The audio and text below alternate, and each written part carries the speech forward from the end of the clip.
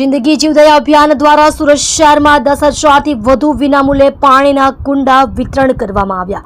જિંદગી જીવદયા અભિયાનના 13 વર્ષ પૂરા થઈ 14મા વર્ષની શરૂઆત થઈ। શરૂઆતના અનુસાર આજ રોજ અડાજણ પોલીસ સ્ટેશન તથા જિંદગી જીવદયા અભિયાન ટીમ દ્વારા વિનામૂલ્યે કુંડા વિતરણ કરવામાં આવ્યા। અભિયાનને લીધે લોકોની પક્ષીઓ પ્રત્યેની સહાનુભૂતિ વધી। આ કાળઝાળ ગરમીમાં પક્ષીઓને દાણા પાણી મળી રહે તે ઉદ્દેશ્યથી રોજે રોજ પક્ષીઓની તરસ छिपावा अडाजण પોલીસ સ્ટેશન તથા જિંદગી જીવદયા અભિયાન સુરત દ્વારા પક્ષીઓ માટે 300 થી વધુ વિનામૂલ્યે કુંડા વિતરણ કરવામાં આવ્યા હતા। અડાજણ પોલીસ સ્ટેશન ખાતે કુંડાઓનું વિનામૂલ્યે વિતરણ કરવામાં આવ્યું હતું। મુક્ત મને વિહરતા પક્ષીઓની તરસ छिपावा જિંદગી જીવદયા અભિયાન દ્વારા કરેલી પહેલને સતત આવકાર મળી રહ્યો છે। શહેરમાં વધુમાં વધુ કુટુંબો સુધી આ કુંડાઓનું વિતરણ થાય તે માટે જિંદગી જીવદયા અભિયાન ટીમે આ ઝુંબેશ ઉઠાવી છે।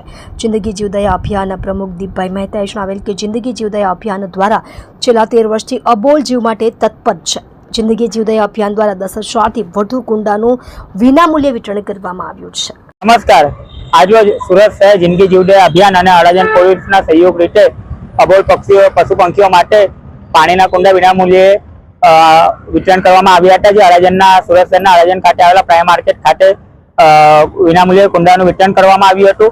જેમાં અંદાજિત 300 થી 400 પાણીના કુંડાનું વિનામૂલ્યે વિતરણ કરવામાં આવ્યું હતું। અને આપના ચેનલના માધ્યમથી ખાસ કરીને હું કહેવા માંગીશ કે જિંદગી જીવદયા અભિયાનના 13 વર્ષ પૂર્ણ થઈને 14મા વર્ષમાં પ્રારંભ કર્યો છે અને ઉનાળા દરમિયાન જિંદગી જીવદયા અભિયાન દ્વારા સુરત શહેરની અંદર અબોલ પક્ષીઓ માટે 10,000થી વધારે પાણીના કુંડાનું વિતરણ કરવામાં આવ્યું છે।